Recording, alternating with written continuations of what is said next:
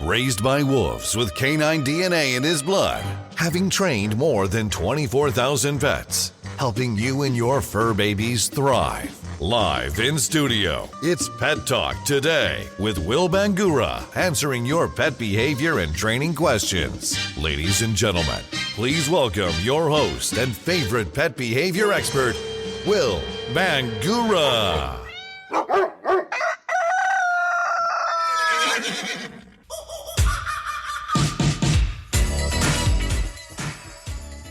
Good Saturday morning, everybody. I'm Will Bangura. And I'm Jordan Marstow. And you are listening to Pet Talk Today here on the Pet Talk Today Facebook Live. We're here each and every Saturday morning from 9 to 10 a.m. Pacific time. That's also Mountain Time. That's 12 noon to 1 p.m. Eastern Time. And I believe that's going to be 11 to 12 noon Central Time. If I've got all those time zones correct, I don't know. Do us a favor, if you're watching right now, hit that like button, smash that like button, show us some love. Also, share this, hit that share button, share this to your Facebook page so that more people can benefit from what we do here at Pet Talk Today.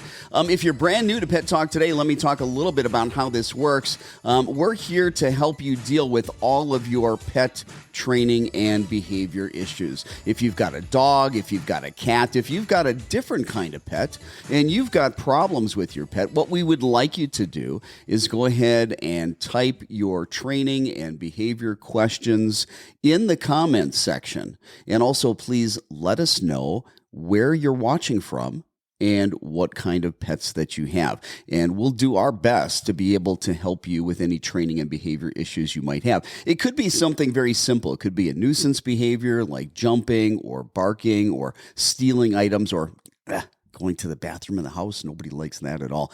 Then it might be more of a serious issue. It could be a problem with aggression, fears, phobias, extreme anxiety, maybe some really bad separation anxiety. Maybe you've got multiple dogs in the house that are fighting, or you go for a walk and your dog goes after other dogs, or you can't have people to the house. You're a prisoner in your own home because anybody that comes in the house, your dog wants to eat them. I don't know what the problem is, but we've been doing this for decades, and we're certified professional dog trainers, behavior specialists, and we're here to help you deal with those problems. So again, if you've got a question, go ahead and type it into the comments section. Let us know where you're watching from, what kind of pet you have, and we will help you with those questions. Also today, I want to talk about some very important topics. You know, every week we're talking about marker training. Every week we're talking about, we use the term mark and reward. Yeah. Mark and reward. Well, not everybody's a listener for every week. And so some people don't know, what do we mean when we say mark? What do we mean when we say mark? They understand the reward part, but what do we mean when we say mark? Exactly. And so we're going to talk about today in the show the power of using markers in training, what they are, why we use markers, and how that can benefit you and your dog. The other thing I'd like to talk about is counter conditioning and desensitization. Another thing we talk about a lot. We talk about counter conditioning and desensitization, I'm sure, every single show that we have. At least once. Because if you've got a dog that is afraid, if you've got a dog with anxiety, if you've got a dog that has phobias, if you've got a dog that's aggressive or reactive, in order to be able to help that dog, you are going to have to understand counter conditioning, desensitization, and you're going to have to know exactly how to employ those behavior modification techniques to be able to help decrease that anxiety, decrease the fear, decrease the phobias, decrease the reactivity, decrease the aggression. So we're going to talk about counter conditioning and desensitization. Sometimes we might say CC and DS. Yeah. Right? Counter conditioning and desensitization. DNCC. There you go. We might use those terms, but I wanted to make sure that we had a show that we could refer people to. Yeah. When we can't give out the full details, right, when we're answering a question and we say, hey, you need to mark and reward this. You need to do counter conditioning and desensitization. And we give them this, 10-second or 2-minute answer. Right. How to do it. I want a specific podcast that I can say, Season 3, episode 79, whatever it might be. I think that's probably what this will be, or episode 80. I don't remember. Yeah. But I want to be able to have that for folks. But I also wanted to be able to, if we do have questions in the comments section, answer those as well. Absolutely. Well, good morning, Mr. Marsteller. Haven't seen you for a while. Yeah. No, I was out of town, and then I wasn't feeling too well. So it has been a little while, but I'm glad to be back. I'm up and ready to go, and I'm really happy to be here. So sounds good. Good. Where do we want to start? Do we have questions in the queue? We do have a couple questions. All right, we've got time to take a couple questions, so let's go ahead and do that first. So June from Northeast Ohio has a 5-year-old husky who jumps on her and nips for attention. She follows it up with one word saying dominance trait. I'm assuming she's asking, how do we fix this? Yeah, what does her husky do? Jumps up on her and is nipping for attention. Jumps and nipping for attention. So, June, your dog's not trying to dominate you. Yeah, that's for sure. Okay. You said it. You said it in the question. It's for attention. Exactly. Your dog wants attention, and that's not dominance. Okay. When a 2-year-old child wants your attention, would we say that the child's trying to dominate you? No, a 2-year-old child's being a 2-year-old child. Exactly. Right. And maybe the child is obnoxious. Yeah. Because it doesn't have manners. Nobody taught this child. It didn't come into the world with a manual. Exactly. And it's no different for our dogs. Okay. Yeah. Your dog's unruly. What does unruly mean? It means that your dog doesn't have rules. It means that your dog hasn't been taught what to do. Exactly. Like, for example, people like to say, and we're going to get into answering this question, but people like to say that my dog knows better. When I come into the house, yeah, my dogs, the look on their face tells me that they know what they did. I hear that so often, and I even fall into that category sometimes where I come home and Harley did something or got into something, and I'm like, oh, you know what you did? No. If she knew, she wouldn't have done it. Yeah, if the dog truly knew that is a rule, if it's something that we don't want, and we've taken the time to actually teach them, okay, they're not going to do it. Yeah. All right. There's only 2 reasons why a dog's going to do something that we don't want them to do. Something reinforces it. If there's a reinforcer. Yeah. And I got to tell you, if your dog likes to destroy stuff or any unwanted behavior your dog engages in, there's a reinforcer. Absolutely. We could have a whole show on reinforcers. Yeah. But there's something there that's motivating your dog to want to do it. Yeah, okay? Absolutely. And you've got to be able to deal with that motivation. Yeah. And understand what that reinforcer is. You've got to get rid of that reinforcer. Yeah. But, when we're talking about jumping, okay, there's a couple different things, jumping and nipping, okay? With your husky jumping, okay, one of the things is teaching your dog an alternative behavior that gets your dog what it wants, which is the attention. See, right now your dog's jumping and you're giving it all kinds of attention. You might be thinking you're correcting it. Maybe you're saying the word no, whatever you're doing. But you might stop your dog temporarily, an interruption, but it's not a correction. Right. A correction is something that your dog finds unpleasant. So, for example, negative punishment is a correction. You turning your back on your dog and walking away from your dog when your dog's jumping and nipping. Yeah.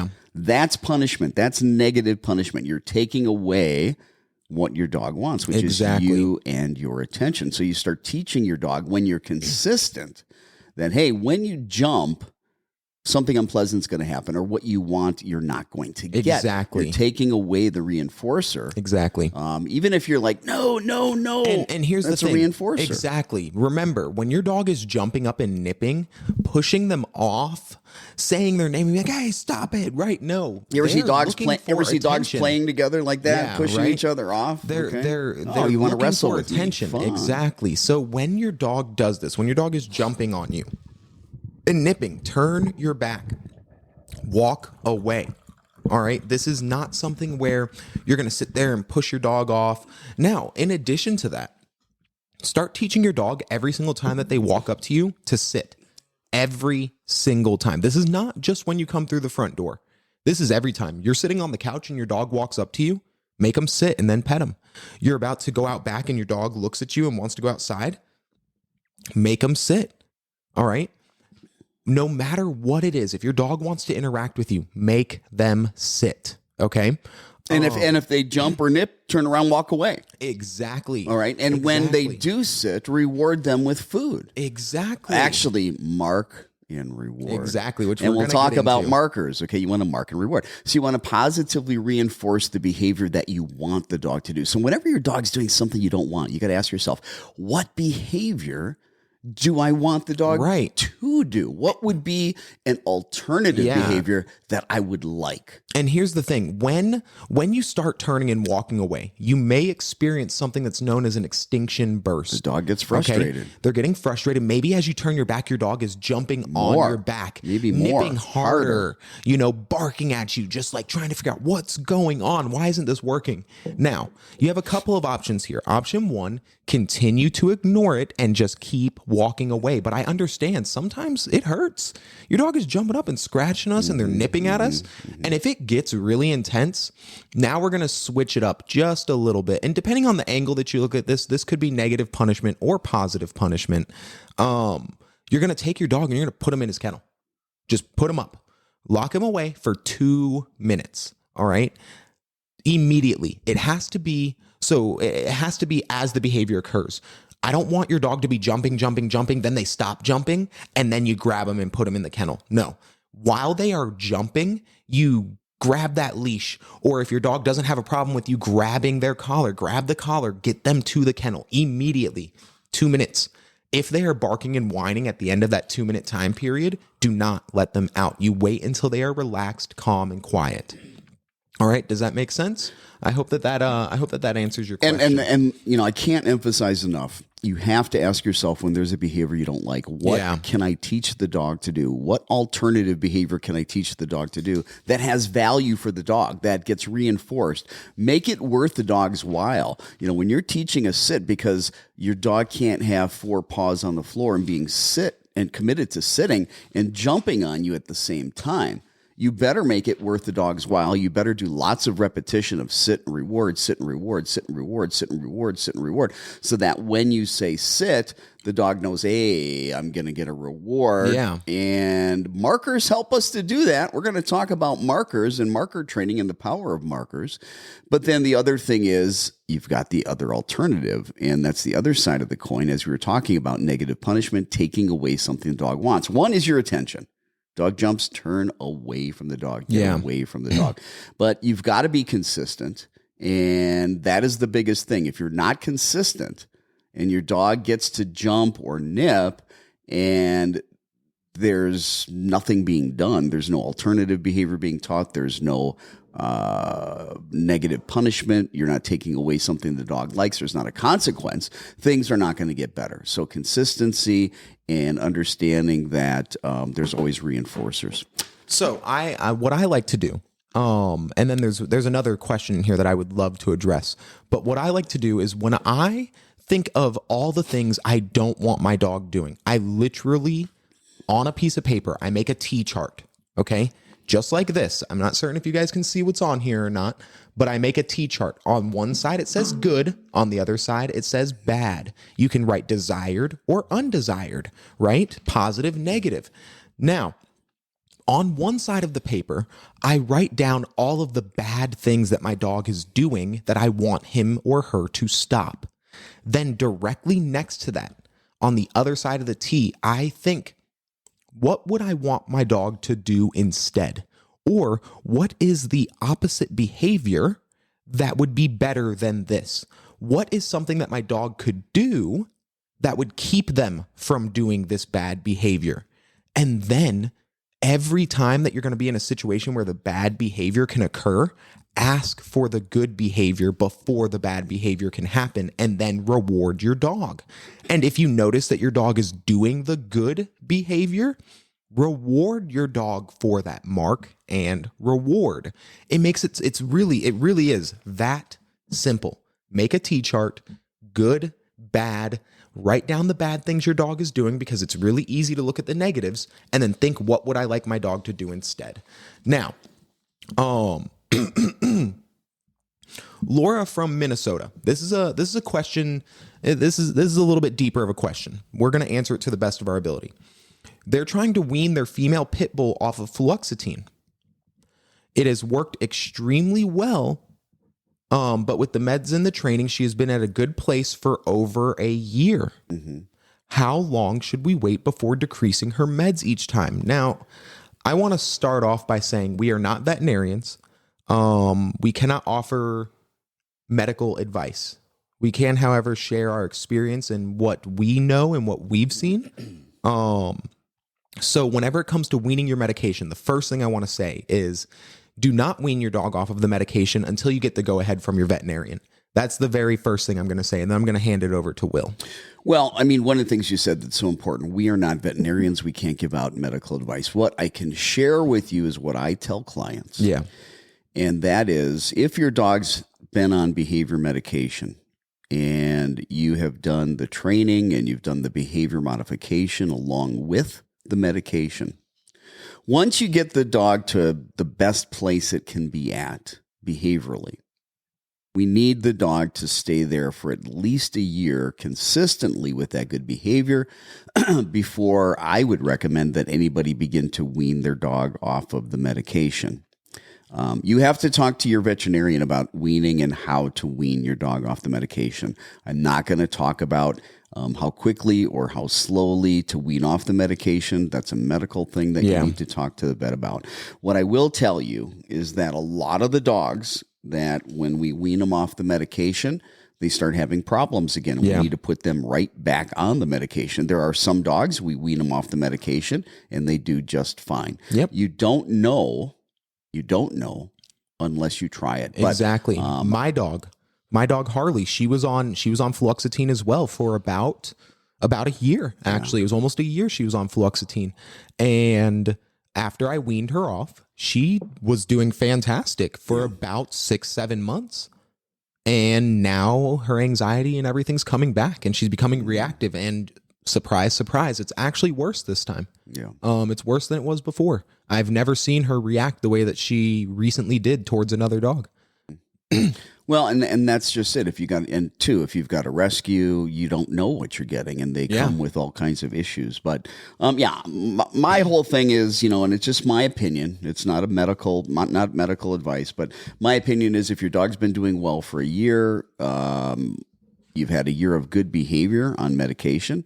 If you're interested in trying to wean your dog off, then go ahead and talk to your vet about it, and see what happens. Yeah, perfect. So that's all of our questions right now.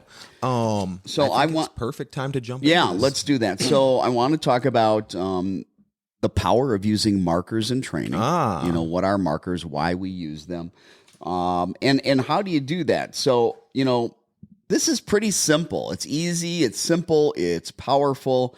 A marker system is nothing more than a communication system for clarity and for precision in training. Okay. The quality of our training is going to be based on the quality of our communication. Absolutely. I mean, think about it, folks. If we had to have a conversation, and I just am brand new to the United States, I come from China. Mandarin Chinese is my native language. I know just a little bit of English, and we're trying to have this conversation. Well, there's going to be a lot of misunderstanding. There's going to be a lot of miscues. There's going to be a lot of mistakes. Absolutely. It's going to take a very long time. We're not going to have that great of success. However, the quality of our communication, how clear it is, and how precise it is going to allow us to be able to be efficient, which means that we're going to get things done.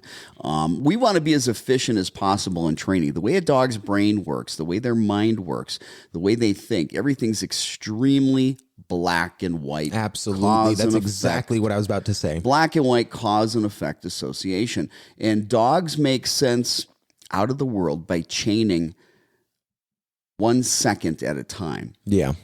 1 second in space and time connected to the next second in space and time, connected to the next second in space and time. They make these connections, okay? A lot of people are using food in training. Yeah. And whether you agree with using food or training or not, what I need to tell you is that good luck getting a dog or any animal to work really hard without motivating them, without giving them some kind of a paycheck. And usually the easiest motivator and one that's primary, where you don't have to teach them, hey, this is good.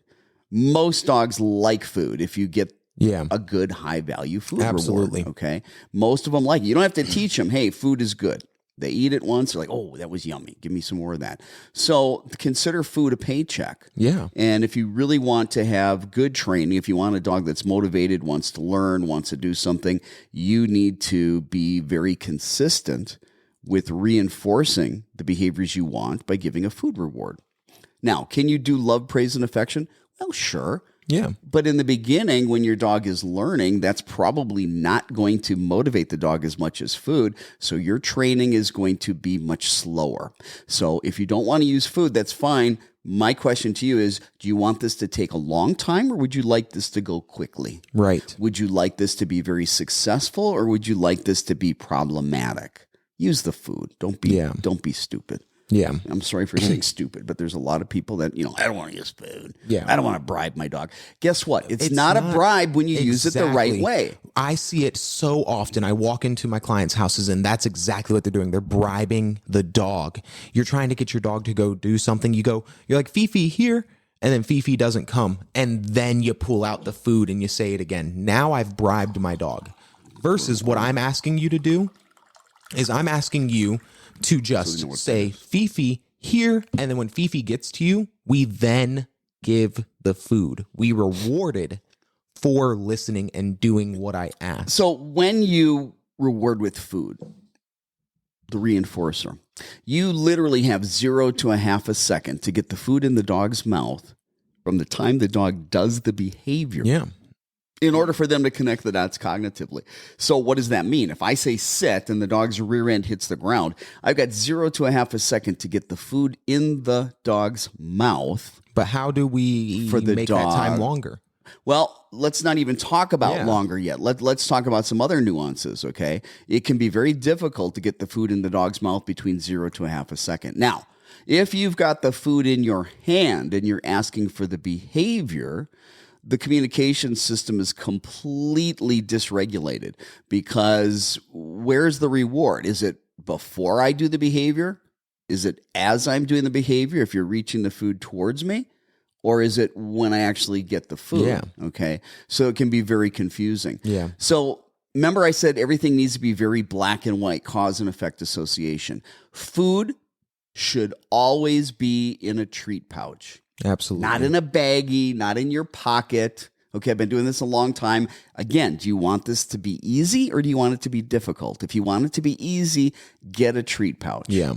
Get your high-value food rewards. What's a high-value food reward? It's not a little crunchy milk bone, okay? It's something like cut up chicken, cut up beef, little tiny pieces of hot dog, high-value stuff, special things, not something your dog gets on a regular. This should be something that is so special.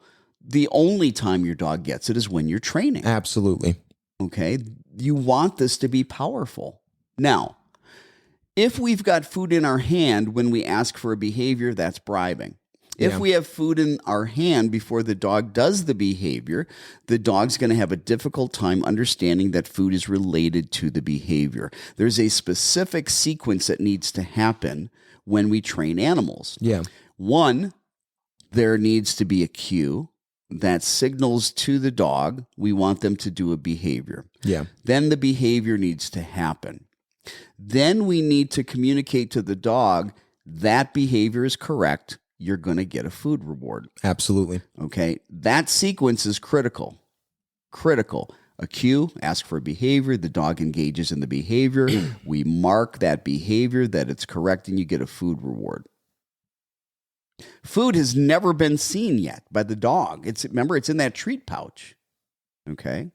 But remember I said we got 0 to a half a second to get the food in the dog's mouth. So imagine the dog's 20, 30 feet away from me. I give the cue or command, sit. The dog sits. Now, after the dog sits, I open up my treat pouch. I reach in that treat pouch, I pull out a treat, I go to the dog, and I give the dog the treat. That took longer than 0 to a half a second. Not for me. I'm the Flash. Well, for some of us, we're quick. Other of us, we're slow and steady. Okay. And so when we are using food, when we're using rewards, like I said, a lot of people use food rewards in training. Yeah. There are a lot of trainers using food rewards in training. And you know what? Their timing is off.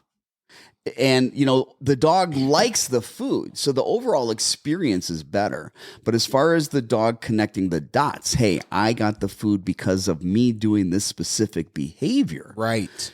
Most of the time, whether it be a lay person using food in training or a quote unquote professional using food in training, it's being used poorly. It's being used wrong. You're wasting your food. You're wasting your time, and it's not efficient, and the dog's not understanding it. Oh, it loves the food. Yeah. If you have a dog that you have to go sit,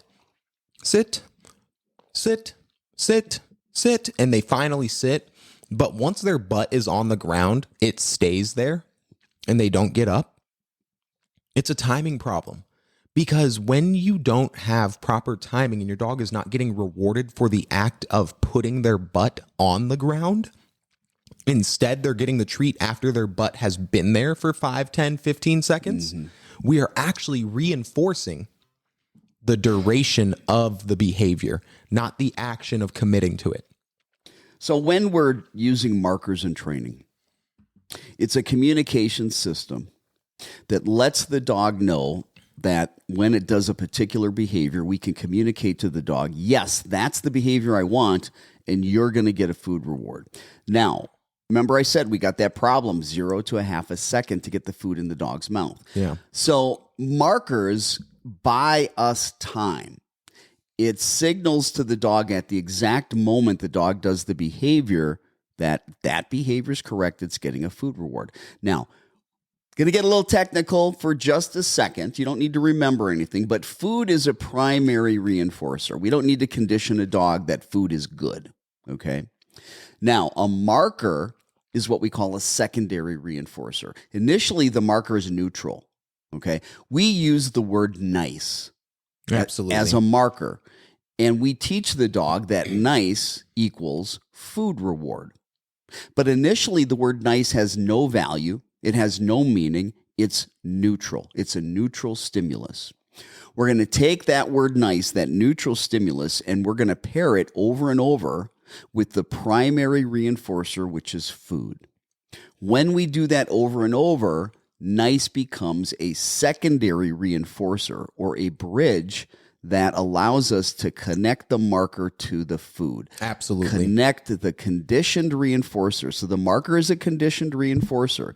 We condition the dog that nice means it's going to get food. Now, for example, let me just say this. Once we have that conditioned, once the dog understands, and once there's a communication in place that the dog knows and the light bulb comes on, hey, when I hear the word nice, I'm getting food. So imagine the scenario again.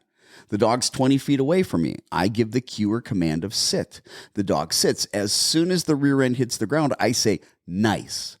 In the dog's mind, it knows nice means I'm getting food. So as soon as that rear end hits the ground and I say nice, the dog's like, jackpot. Yeah. I know I've won.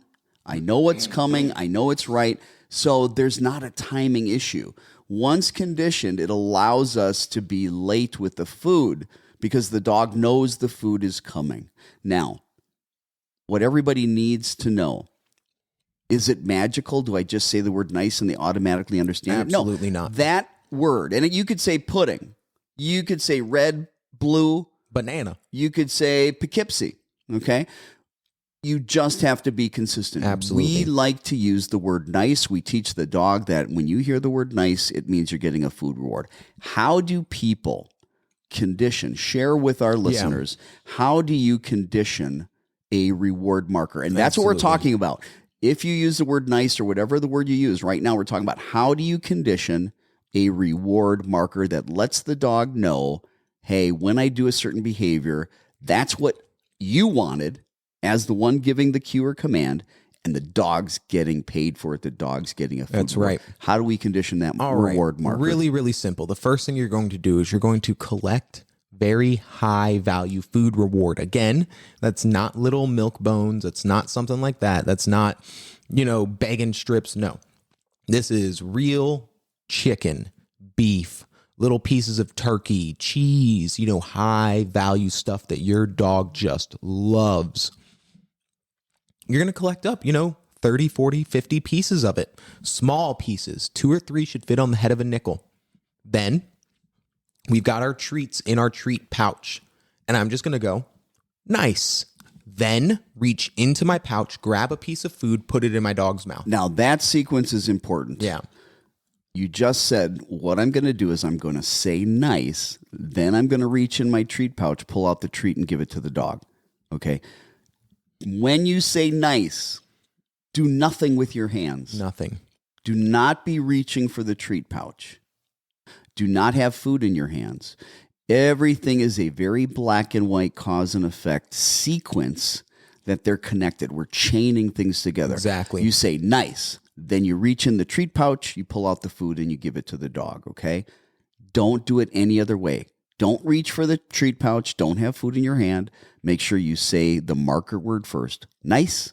Then reach in, get the food, give it to the dog. Absolutely. I just like to reiterate that Yeah. because it's No, it's little very important. It's a little tiny nuance that can make all the difference in the world. Absolutely. Because if you've got food in your hand, if you're reaching for that treat pouch, before you say nice or as you say nice, nice is not your marker. Yeah.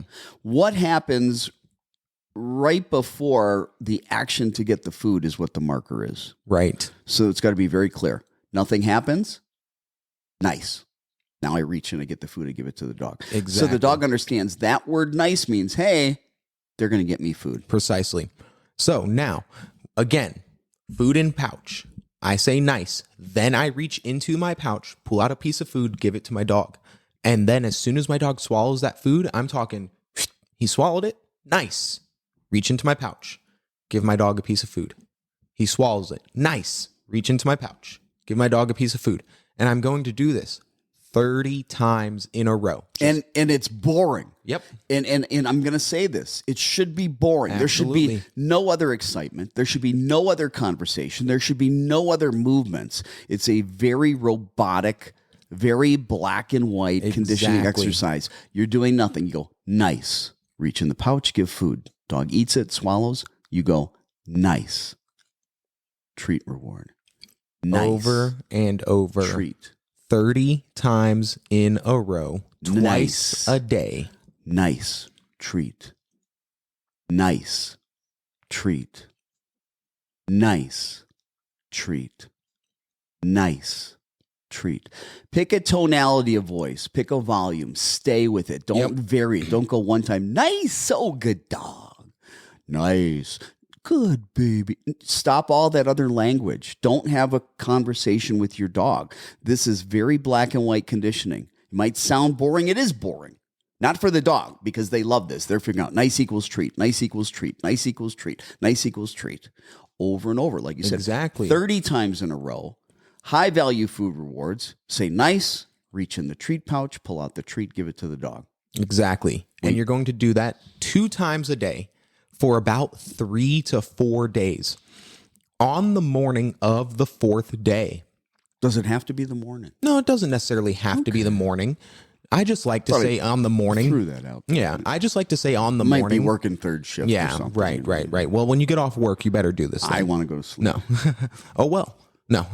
Anyways, so at the beginning of the day, whenever that is on the 4th day, when your dog is just relaxing, being a dog, not sleeping, not already paying attention to you because you just did training, but just being a dog, you're going to go, nice, and see what they do. Now, my dog Harley, she has a fantastically conditioned marker. I mean, it is wonderful. It doesn't matter what she's doing. She could be dead asleep. And you say, nice. And she just jumps straight up, ears perked, and she's looking around like, where's my food? Where's my food? Because I spent so much time just going, nice food, nice food, nice food, over and over and over. In fact, I took it one step further than what I'm asking you guys to do. For a week straight, and yes, I genuinely did this.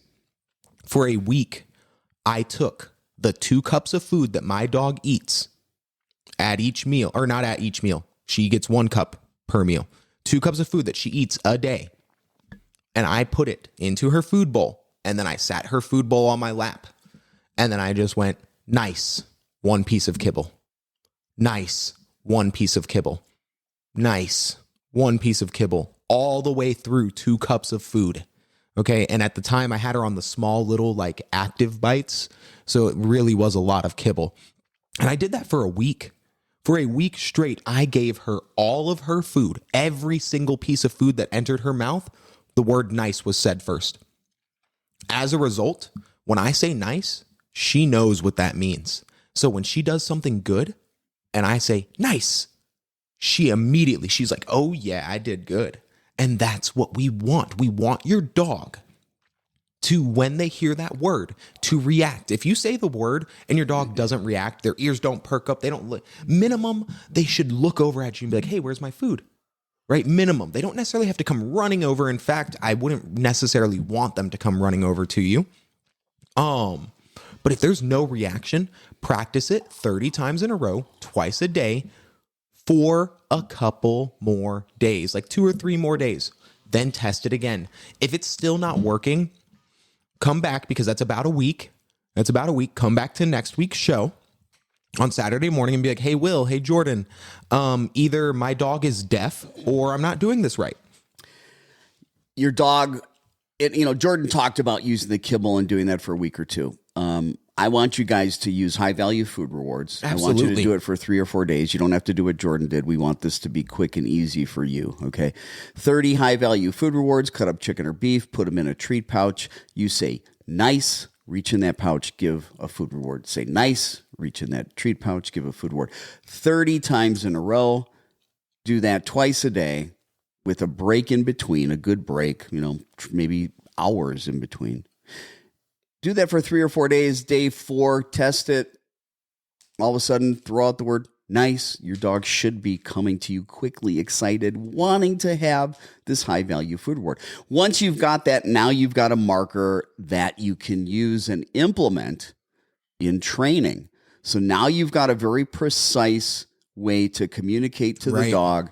What you did is exactly what I want you to do, and you're getting a high-value food reward. Remember, this is a marker for me to tell my dog, you just did good. I want you to do this. This equals food in your mouth. This is not a way for you to call your dog.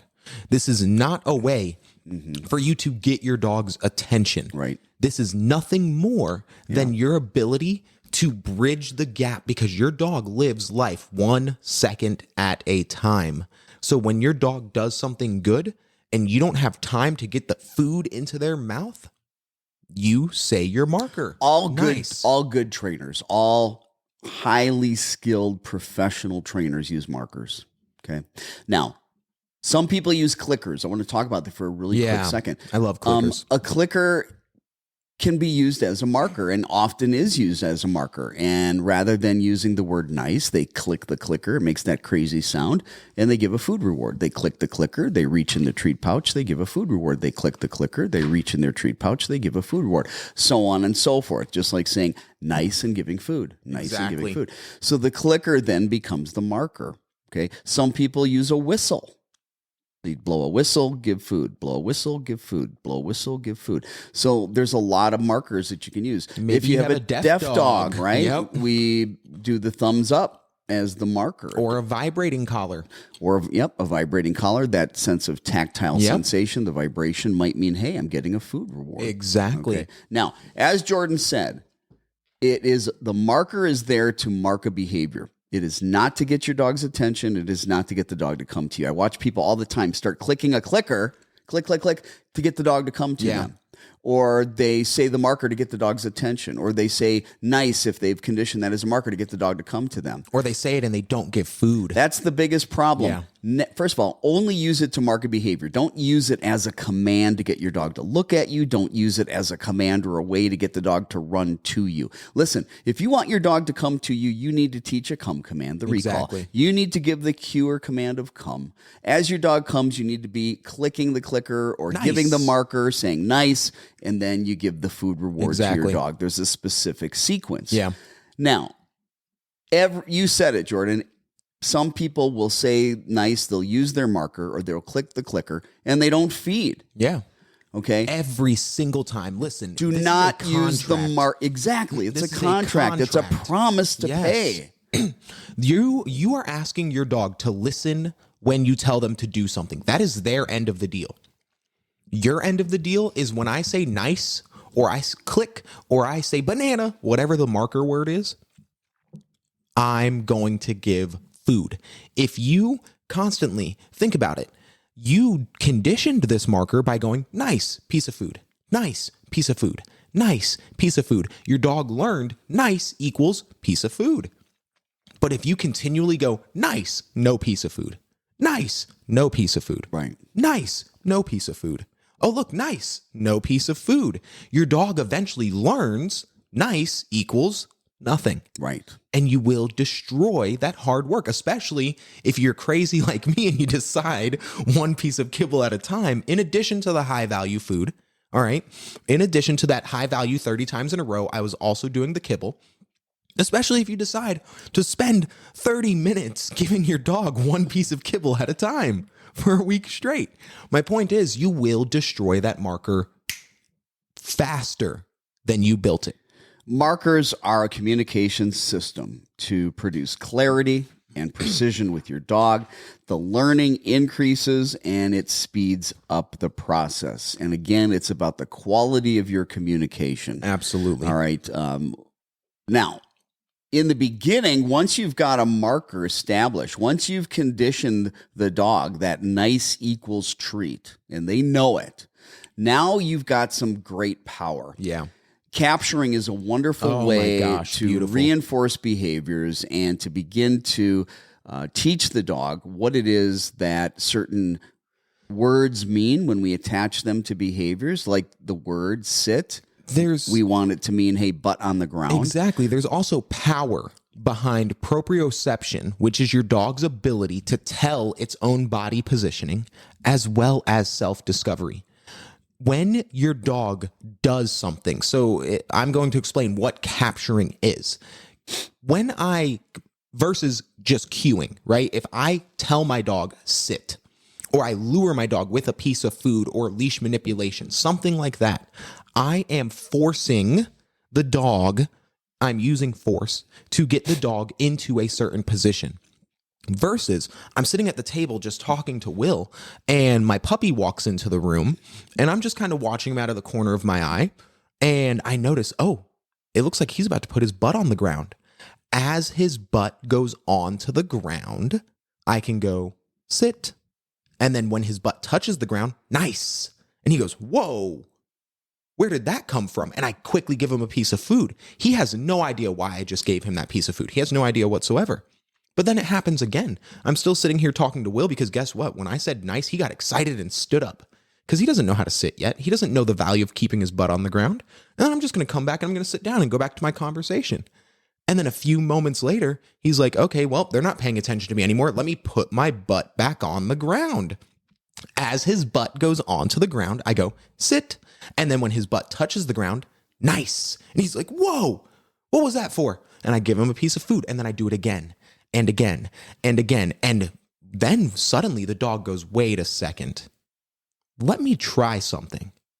And he walks up to you and he puts his butt on the ground because he has now figured out this is what I did every time. And every time I did this, I got food, black and white, cause and effect. That's how your dogs think. They're binary.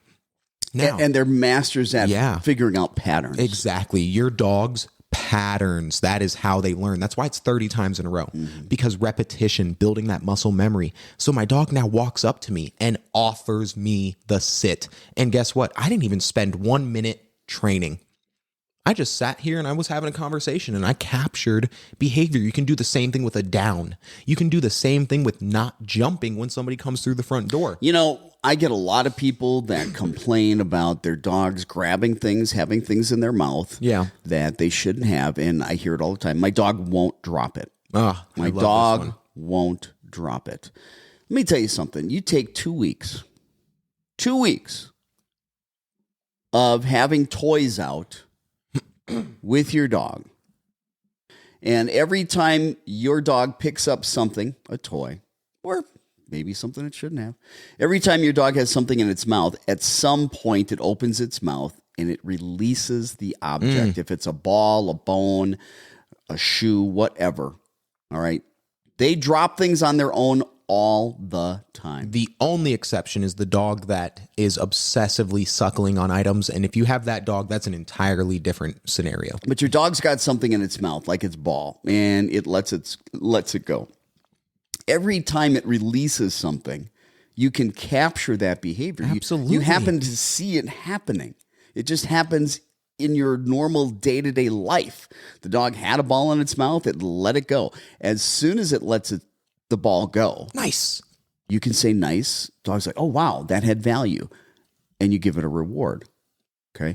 Then you can begin to label the behavior so that eventually you can ask for it. So the dog opens its mouth to let go of the particular item. In this case, we'll just say the ball. You say drop. Nice. Give the food reward. You're not asking for a drop. You're capturing the dog letting something go on its own. You're labeling that behavior drop, and then you're marking with nice, and then you're giving the food reward. You're capturing this over and over. You know, I don't know how many times you need to capture it before you can ask for it. Maybe it's 20, maybe it's 50, maybe it's 100. I don't know. But at some point, because we're making associations and connections, we're creating value with the food. The dog's understanding what the word drop means because the association is something leaves its mouth. The dog hears the word drop. That has value because there's a marker of nice. The dog gets a food reward. It won't be long before we can say drop and the dog drops the item. And of course, what are we going to do? We're going to mark with nice. We're going to give a food reward. Now, I want to add some clarity here because what you just said might be a little misconstrued. So it's important that as you move into the portion of this training scenario where you are labeling with the word drop, then marking and rewarding, it's important that you pay a lot of attention to your dog and you start to pick up on your dog's patterns. Dogs are creatures of habits. I guarantee you, if you watch your dog enough, you can be like, oh, he's about to drop that. You're going to be able to tell that he or she does the exact same thing every single time right before they drop a toy. Whether it's suddenly they lay down, they put their head down on their legs, they go and chew it just 3 quick little times and then they pause and you know, oh, he's about to spit it out. That way, right as the behavior of spitting it out occurs, you can say drop because we don't want your dog to spit it out. Then you say drop, then you mark, then you reward, because then we're kind of out of order there. We need to label the behavior as it's occurring. So as the toy is coming out of your mouth, out of the dog's mouth, as your dog has already committed to the decision of spitting out that item, that's when we say drop. That way, as soon as it's out of their mouth, because again, second by second, they chain 1 second to the next. As it comes out of their mouth, I go, nice. And you're like, oh, snap. What was that for? Weird. And then again, as they're spitting it out, drop, nice. And I give the dog the treat. And when that happens enough, eventually, I know Will said he doesn't know a number. I don't know a number either, but I'll tell you when I personally start asking for it. When you notice that your dog has something in their mouth, and they spit it out, and then they look at you.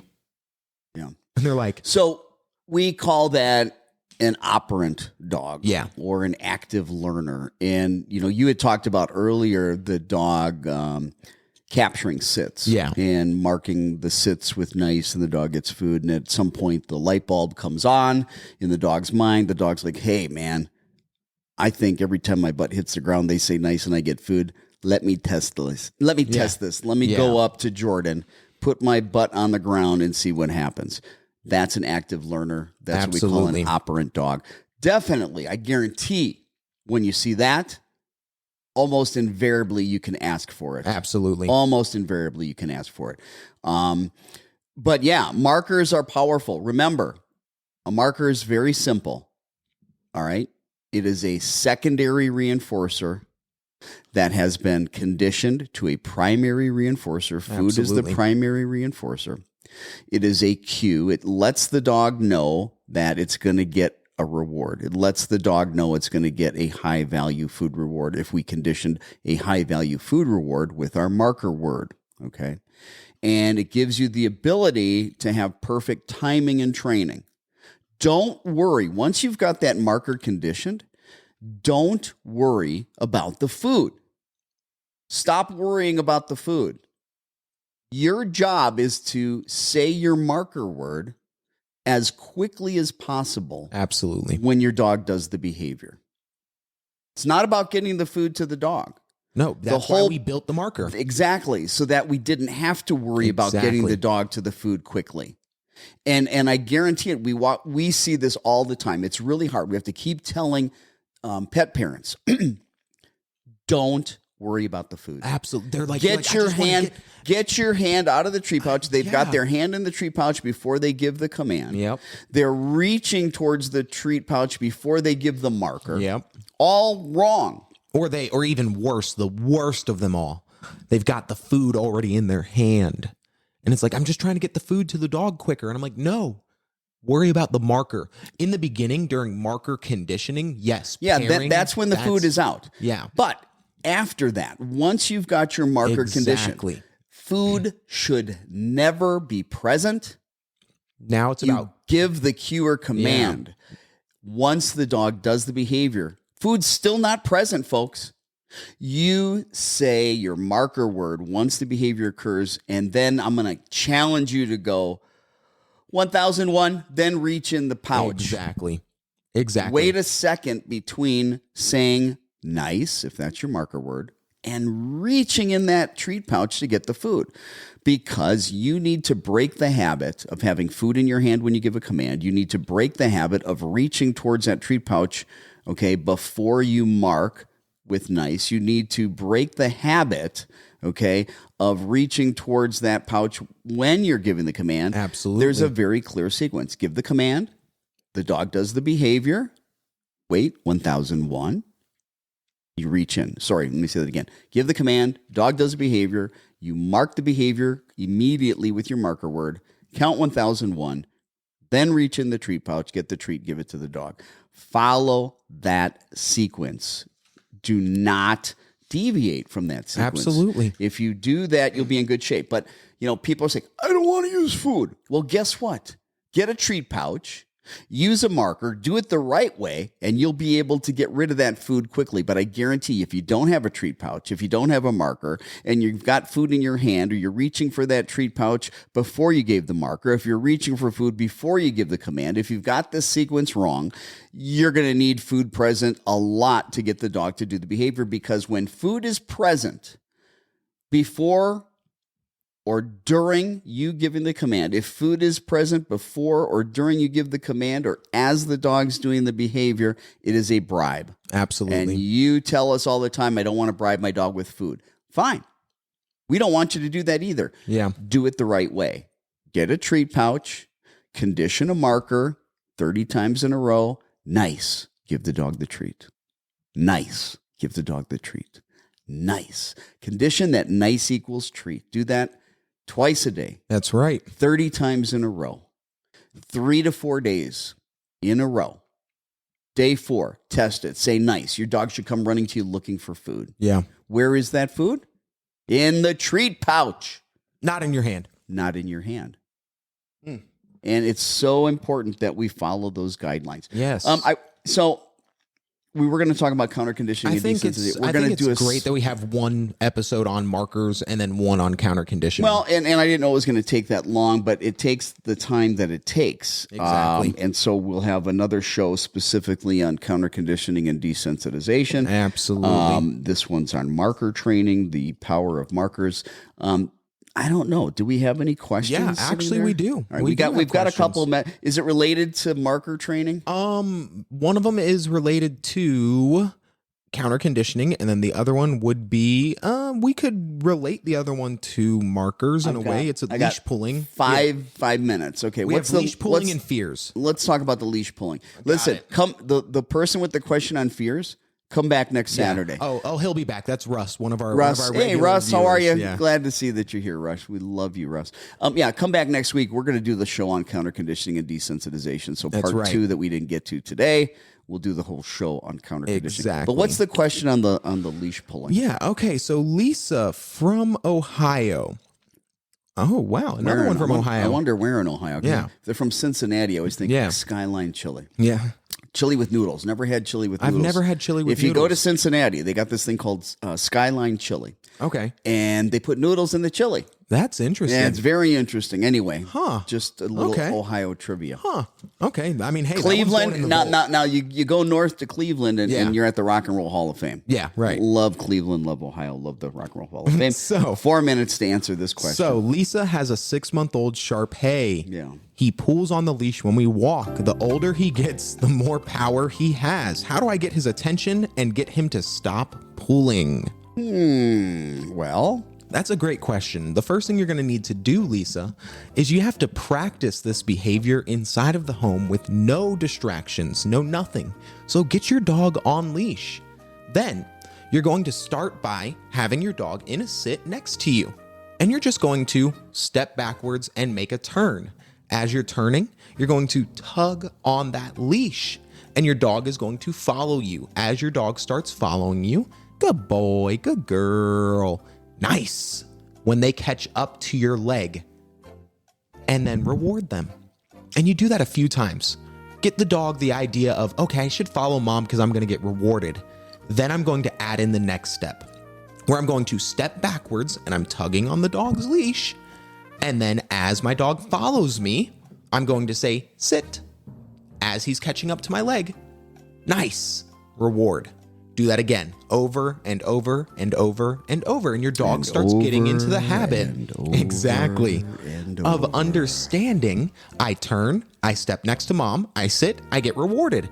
Now we start adding in our cue.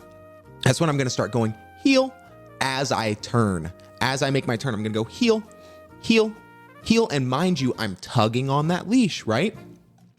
When my dog gets next to me, sit, reward. And you start adding in the number of steps that you take before you tell your dog to sit.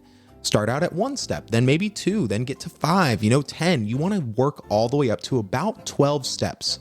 When you get to around 12 steps of your dog being able to walk next to you, you're ready to go out front. And that's without distractions. So now, this same exact behavior that you've been working inside, you're going to work outside on the sidewalk, without any distractions. Get your dog turning with you, following you. If at any point that head passes the leg, turn around and make your dog sit. And then start over. And you're going to do this over and over and over and over. And then you start adding in small distractions at a distance that is not really distracting your dog, and you get your dog comfortable there. And you make those distractions more and more intense, get them closer and closer, louder and louder. And here's a great part. During all of this, because you said can't get his attention. Well, every time your dog looks up at you, nice, and give him a treat. Every single time. Dog looks up, nice. Give him a treat. And now we have a dog that is walking on leash next to us and wants to stare at us. And that is how you're going to work on that leash pulling problem. Absolutely. So, use markers, folks, if you really want success with your dog. I mean, try this. Try this. Create the marker, condition the marker, go through the process of teaching them that nice equals treat. decide that you're going to start capturing one or two behaviors. Yeah. Every time your dog does a particular behavior, as your dog does it, mark with nice, give the food reward after you've got it conditioned. Do this consistently.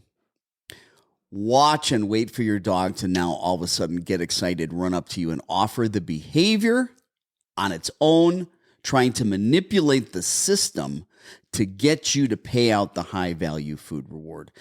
That is jackpot. When you get that, you've got a dog that is so motivated, willing to work, wanting to work, happy, understands the communication system. You can then have incredible success with that. Well, that music means we are just about out of time. It's been a great show. Sorry we did not get to counter conditioning and desensitization today, but I'm glad that we were able to expand on the topic, such an important topic, marker training. Need you to get out there, create markers for your dogs. Get out there, train your dogs. Have a great weekend, everybody. We are out of here.